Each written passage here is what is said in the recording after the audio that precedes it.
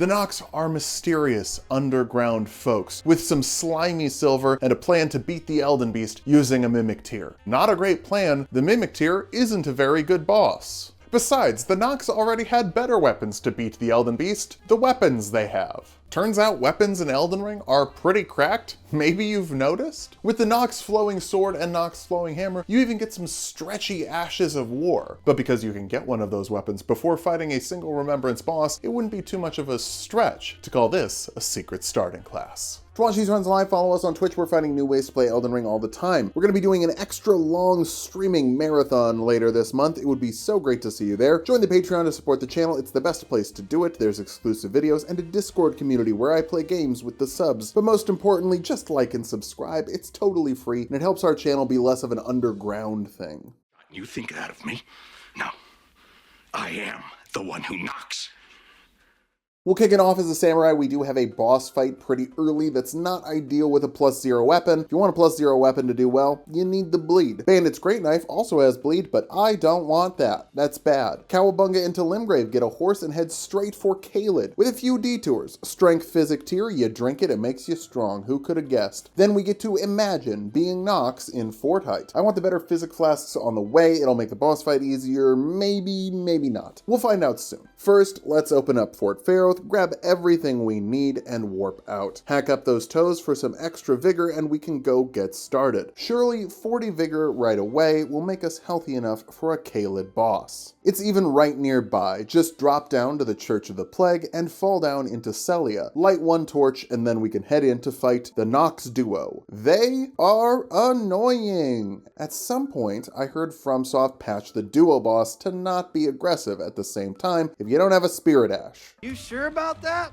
These two have big, long, 12-foot weapons that whip and sweep out at a staggered pace. Getting in to hit them is really hard. They're just obnoxious. Wait, obnoxious. Round 2. We'll see who can be more obnoxious. It's them, it's still them. This is a bad arena to kite because there's nothing to drag them around. Like it's just an open room. There's no column or anything. We can peel off the Swordstress by hiding by the stairs, and once we fix the initiative, it's fine. They're really only bad as a duo. Once you can focus on dodging one and getting in, it's pretty easy. Now we have the Nox Flowing Sword and some lore from the description. A grim weapon wielded by the swordsman of the Eternal City. This shotel has a blade as fine as a needle. Forged from the liquid metal of a silver tier, it's thoroughly tempered until hardened. Now let's show and tell this shotel off against another boss. Per the arbitrary rules I've set for the Secret Starting Class series, we now have to take off all of our equipment because we have the weapon for the build. That means super low weight, and we get value from the Blue Dancer Talisman. Our whippy sword can hit both the ankles of the Guardian Golem, but it's not like it was that hard of a fight anyway. Blue Dancer required time to deal like 20% more damage on our way to the hammer. We're gonna use the hammer. I guess I'll talk about why we're using that instead of a sword while we're running through Lernia. First, the sword is a curved sword, which is 2 categories below hammers for stance pressure. It also scales with dex, which is just worse than strength, like objectively. You can't two-hand a weapon for 50% more dex. Finally, the hammer has 2 hits on its Ash of War, which is 1 more than the 1 hit of the sword. So I'm a hammer guy. But we'll get to see a little bit of the sword on the way to the hammer. Through Lernia, I was tempted to fight Smaragd, but he's smart enough to run away. If Smaragd runs away, he lives today. If Smaragd tries to bite, Smaragd gets a fight. We're warping through to Ray Alucaria Crystal Tunnel. There are 2 somber 1s, 2s, and 3s in here, so not only do we get the stones to level up the flowing sword a little bit, we're already investing in the hammer. The stance pressure on flowing form is decent, not super great, but it only takes 1 stance break on the Crystallion and then it's free. Not quite ready to dive into Hammertown because we have to beat Radahn, and if you're beating Radahn without the Golden Scarab, you're just leaving runes on the table. Seriously, with a Golden Pickle and the Scarab, you get 39,000 more runes. That's an extra Ranala or an extra Remembrance of Radahn before you hit the Royal Capital. It's pretty worth it. The Abandoned Cave is also really fast. It's annoying, but it's fast. The Cleanrot doesn't seem to understand that we can attack them with flowing form from range. She just kind of stands there and gets hit.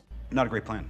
Clean Rot 2 gets a similar treatment, but we ran out of FP and it has a ranged option. My, how the turntables. Thankfully, the sword still works up close. We just get close and chop her up. All we gotta do is touch the Grace and Altus, and now the Radahn fight is open, ready for business. But business is a business that gets more business when you business it, meaning we have to talk to the master of business, Patches. Here's where the Nox weapons really shine. NPCs love to roll, but these whippy movements catch them like nothing else. It's also probably why fighting the Nox duo as a human NPC sucks. It also goes around shields super well, so Patches can't block it. Yeah, you can see D's nuts. Oh!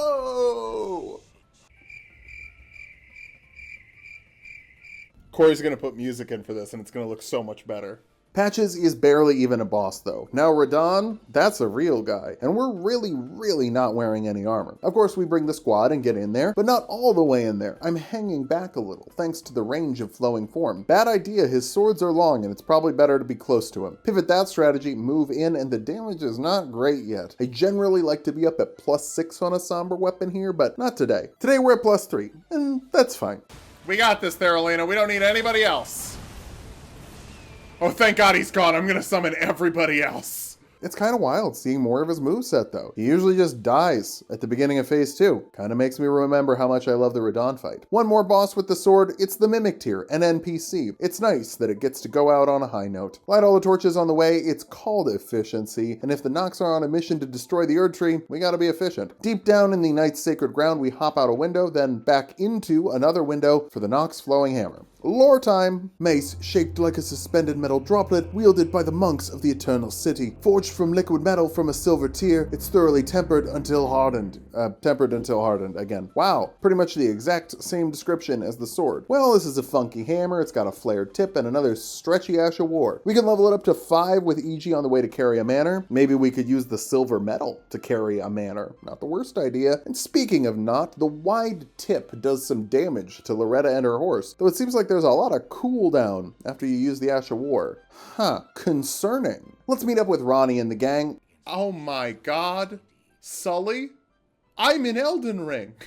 Then we get the knife made to kill God, probably an important piece of the deicide puzzle. I don't know if this statue from Ronnie will help with that, but it won't hurt. Speaking of things that hurt though, the Incel River main. This is where the pain begins, because it's time for farming. Now lately, farming has not gone super well on the channel. Will today be better?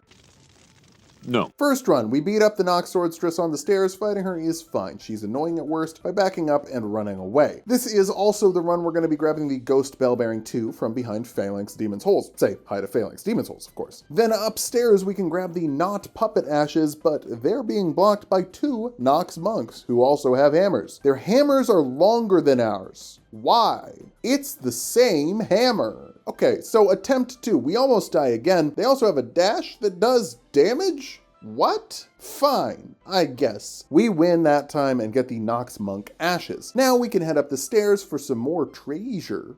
Well, that ball will never be a problem for me. Oh. See? Like I said, that ball will never be a problem for me. Like the Somber 7 and Somber 6. There's a Nox on the way out on an ant. It goes fine until a second Nox hits the Incel River main. These folks really are easy until there's 2 of them. Then things get out of hand. That's enough to crank the hammer up to +9, thanks to some extra Somber stones we grabbed earlier in the Dragon Barrow. We don't have enough runes to level up the Nox Sisters, so we'll just grab runes as we farm. Then we fall off on the way to the Silver Pickles. On number 5, which is one of the monks, and Charmeleon by the way, we get the Nox Hood. That's pretty good luck. The Silver Pickles mean we have to run back and forth, up and down, but it also means we have a 4.5% drop chance instead of a 3% drop chance. 1 in 22 instead of 1 in 33. Then we die again, because their hammer is longer than ours, even though it's the same hammer. On number 11, Metapod, we get the Swordstress helmet. So now we have both options for the helmet, but that is not what we need. Then we whiff again, because they have bigger hitboxes than I do. Okay, I don't know if I like this Ash of War. Yeah, even against Margit, it seems like the cooldown time is really bad. If I wanted to use something with better range but terrible cooldown time, I would just use Not doing those jokes anymore. I caught myself. Almost got it out, but I didn't. Besides, that joke doesn't even work. The hammer still has good stance pressure. Killing Margit was just to open up the path to kill Gostock so we can get more silver feet. But then something crucial. We take a break. Breaks are good, gamers. On the break, I realized we should skip the duo. Just go up the stairs, kill the one, and run back. You get the same number of Nox per pickle, or NPP, but with less, dying. On number 15, we get the gauntlets. That's Beedrill. Oh, also, because this one uses the Night Maiden's Mist, I should clarify we won't use the Night Maiden's Mist. It's not very good. I also like farming this way because it gives us the Swordstress armor while we use the Monk Hammer. It's the best of both worlds, like Miley Cyrus in a blonde wig and a Hulkamania shirt. This monk is also worth a little bit of money, enough that we should have the runes to level up the duo ashes when it's all done. Anyway, we hit number 34 and still don't have any pants or jacket. Why won't they just drop their pants and jacket? Okay, so instead, let's go through the Raya Lucaria Academy to grab one more silver pickle. 34 is the average it would be to get it to drop without a pickle, and we've boosted with pickles the whole time, so we should have everything by 23-ish. We don't. On number 36, Clefable, we get the skirt. How far over the odds will we go? At 38, I decide to go back up and fight the monks too, and immediately regret it. One of them gets titty shields? That's neat. Okay, now we need another pickle. There's another one on the safe path of Stormveil. Statistically, we should have something by now, but statistically, the average person has one testicle, so statistics are a funny thing. Back at it. Surely pickle number 9 will deliver something. Not this time. So, I don't know any more overworld silver pickles. We could craft them, but I don't want to. At least now we can warp back quickly. Oh, we've doubled the odds at 47 with the silver pickles. By the by, in case anyone was wondering, did I make Miyazaki mad? Did he click the Bloodhound Knight video and think it was a cheat code to get the Bloodhound Fang at the start of the game? Did he like lightning spells and insist that they're good the whole game, despite citing things that you only get after the Royal Capital? Does he dislike the Forbidden Lands jokes, despite making a series of fantasy RPGs where the plot revolves around old people destroying the world to avoid losing their power? I don't know. I don't know anymore. We've hit double the odds of the standard drop at 67. Still got no jacket. Nothing for number 69 Bellsprout either. This is all your fault. At 72, we prove that you can get multiple drops in one Nox by getting the hat, the hands, and the skirt all at the same time, without a jacket. It finally drops at 76. That means we can do the final lore from the Swordstress gear. Long ago, the Nox invoked the ire of the greater will and were banished deep underground. Now they live under a false night sky in eternal anticipation of their liege, of the coming of the stars and their lord of night. Also, I checked the monk gear. It's the same description. Exact same. Nothing fresh. Oh, and also, 76 is Golem, by the way. One of my favorite Pokemon. Truly a great bud. But if you want a great pair of buds, why don't you check out today's sponsor, Raycon? That's right, gamers, this video is sponsored by Raycon. You probably remember them. They're the ones who make the premium quality earbuds at half the cost of the other guys. I mean, Raycon has sold over 3 million pairs of earbuds. Obviously, people are loving them. But whether or not you love your everyday earbuds or you're looking to get your first pair, now is the time to check it out, because guess what? They upgraded the everyday earbuds. Let me tell you what's new about these puppies. First of all, they got a new, more comfortable ergonomic design and active noise canceling. I love how much my Raycons block out noise when I'm vacuuming. It's super loud, but I can still hear my podcast. They're so comfortable, you can wear them in your sleep. Let's say you sleep next to someone who snores. Like me. I'm not sleeping next to someone who snores, I am the one who snores. Raycons are the perfect way to make sure you're not hearing that snoring, with comfortable gel tips to stay in your ears and up to 32 hours of battery life from the charge pack. You're not gonna hear honk shoe, you're gonna hear a podcast about the staining process of printer paper or something. I don't know, that would put me to sleep. So whether or not you're already a fan of Raycon and their everyday earbuds, or you're looking to get your first pair, now is the perfect time to do so. Click the link in the description or go to buyraycon.com/height to get 20% off your first purchase from Raycon and free shipping. That's right, now you can imagine comfortable everyday earbuds in Fort Height. Check out the link in the description and start listening today. Now, if you'll excuse me, I gotta start working on my flow.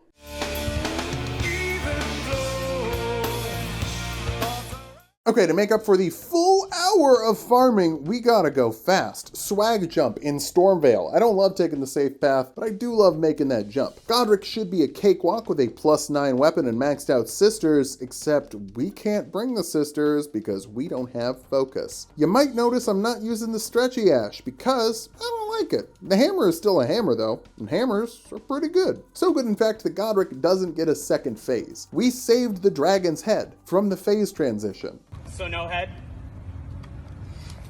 Once we activate Godric's Great Rune, we'll have enough mine for these sisters. They're some of the most underrated ashes in the game. Great pressure, great damage, and great tankiness. They really help out against the Red Wolf of Radahn. Not that we need much help. It's the Red Wolf of Radahn. Renala is just a formality. I bring in the sisters before the fight even starts, but that's gravy. We get a 1 cycle and then bash her down with a crit on the Knot Hammer. Fun fact, the first hit of the Knot Hammer doesn't do as much damage, but the second one really does damage. It does more damage when you pull it out. Time to fight a poker player who's bad because they fart every time they have a good hand. That's right, it's Astel. The range of the flowing form isn't enough to make up for Astel's big AoE attacks, so we just have to fight him like everything else we fight in the run, by waiting for him to cooperate so we can give him a good smack. I wish I liked the flowing form more. It's great for farming pickles, I guess. So I got that going for me, which is nice. It's also great at tenderizing Boggart's shrimp. Probably good on his prawns too. Give Raya the necklace. Probably could have made it out of Quicksilver, but it's better to just be honest. Being honest is the nicest thing you can be. That's why we murder Boggart, to be honest. Now the Godskin Noble does have solid strike resistance, but we're maxed out and we have 2 buddies who don't have hammers. Wait, neither of them have hammers? Why did I think one had a hammer and one had a sword? Weird.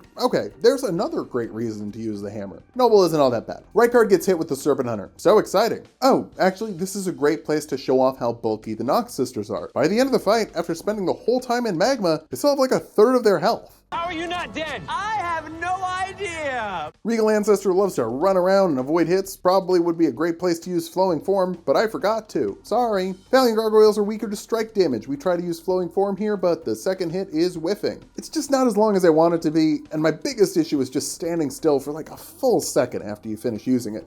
It doesn't feel good. But against NPCs like Fia's Champs, it's pretty great. It's really good for small enemy crowd control. This is the only boss where you need small enemy crowd control. Other than like Esker? Yeah, I guess this would rip against Esker, a boss at the bottom of the sewers that's only worth fighting if you're using a bleed build. But when there's multiple humanoids, we can sweep it across all of them and they don't really dodge. Nice. Everything has its uses, but if something's only useful in like 3 to 4 fights, then it's not very useful. It's a unitasker, like those kitchen gadgets that make 1 food. With the path open to the royal capital, we're ready to do our job. And our job is getting revenge on that Erd tree. Feel I'm knocking on heaven's door. Royal Capital is just like Nokron, except the sky is real and the gargoyles are there instead of tears. Speaking of tears, the Erd Tree avatar is weeping when we kill it before it can go for Elden Stars Jr. Then we grab that Ritual Shield Talisman because I don't really know what else we need. Like the Charge Talisman is helping us. What else would help? It's just a hammer. I'm just gonna hit the Charged Heavy and win. So when in doubt, turtle it out. Turtle time. I really love a simple strength build. It works if you just keep the weapon leveled up, you choose what kind of gravy you want to put on it. Instead of balancing 6 different talismans, hot swapping them, getting a physic to hit the faith requirements for the damage boost from Golden Vow, and then, I'm sorry, it's hard for me not to do this, but I won't do it. I'll stop there. We'll just hit Godfrey Shade a bunch of times with a hammer, and then head on up to Morgoth. Can we do it in 3 minutes? Yeah, I'm not worried about it at all. Our sisters draw the aggro, so we can get in and hit the biggest heavies this hammer can dish out. And the fight by whiffing, the sisters get the final hit. The Erd Tree is all blocked up, so no deicide for us just yet. Instead, we have to head through the 4 Biden lands. It's so sad. The Nox devoted all of their resources into building weapons instead of things like education, healthcare, and public transit in Noxtella. Can you even imagine the amazing things they could make with the silver instead of like a dagger that the Tarnished doesn't get to use? Weak stuff. Fire Giant comes in and we hammer those toes. I'd imagine a hammer to the toes doesn't feel good. Then we hammer the fingers to get in his eye and hammer that. The belly breath messes the sisters up. He must be eating something stanky. Overall, the Fire Giant is a slow fight that can do big damage in individual hits, but really only chains together if something stun locks you. Ritual Shield makes it pretty free, but it's even freer if you just don't get hit. Wait, did we not get hit? She's really good. A bird down Erd Tree. Nothing feels quite as good as a little arson. In Elden Ring. Godskin Duo time. I tried to just run out. I don't know if I've ever seen anyone try that. Wouldn't it be wild if it worked? If we just found out the Godskin Duo were optional? Yeah, it doesn't. Remember, Strike is not the ideal damage type here, but our stance pressure is solid, and Burning is distracting the Blasphemy Noodle. When Chunky hits the rollout, we have something long enough to hit it. Flowing Form, now useful against 3 bosses. Noodle goes down pretty fast after that, and then 4v1 is pretty in our favor. Night Maiden sets up her mist as they spawn in, and we use Flowing Form to attack through the Black Flame Ritual. It's useful 2 times in one fight? Oh my gosh! We end it with one last Flowing Form right as he's about to snap. Swag Jump, we ignore Alex, which is sad because that means he lives his life unfulfilled, but it's happy because it means he lives his life. I think that's better. On the Bird Run, we scoop up the last Dragon Somber Stone we need to max the hammer out. Maliketh time. His body can be weird and tricky to hit, but we've got reach on this one. And that also doesn't work, because he just dashes away and it's slow. Better strategy. Let the sisters grab aggro, and we'll whack him in the butt. Super quick stance break in phase 2, but we're by his butt, so no crit. Just slam it in his butt, and then he attacks nothing? Okay. There must be mice inside that column. Someone should call pest control at Farah Missoula. The capital is burned down. Everything rules. Against Gideon, I remember Flowing Form rocks against NPCs. We use it to catch those rolls until it gets us caught by the swords and both hits of triple rings while we're in the recovery frames. Oh my god. First death in a while, and it's to Gideon. You know what else works great for Gideon, if you don't want to use Flowing Form? Pressing forward on your control stick and hitting R2 sometimes. We box him into a corner and get our revenge. 3-minute timer for Godfrey, and this is so much more my speed, even though we get hit with every single one of his attacks at the start. Just bad stuff. Don't get the crit. I want to get a few charged attacks off before phase 2 so that phase 2 starts with the stance break. It's a big brain move. Google giving Godfrey big brain on your work computer to find out more. Obviously we save the pickle, but also, can we hat trick it against Radahn? No, there's not enough time. But if we win fast enough, we could do all of the Ashen Capital in under 10 minutes, and that'd be pretty neat. We hit him so hard that he doesn't even get to do the Hammer Slammer. Then we break the Elden Beast's stance? What? We don't do that with Colossal weapons. I wonder if it's because the regular hammer is faster, so we're able to get more hits off, and that's how we did it? Like 3 hits with a hammer is better than 2 with a Colossal, maybe? I don't know, but it worked. It worked great. This is one of the fastest fights with the Elden Beast I've ever had. 9-minute Ashen Capital. With the Elden Beast defeated, our mission is over. So, what do we do now?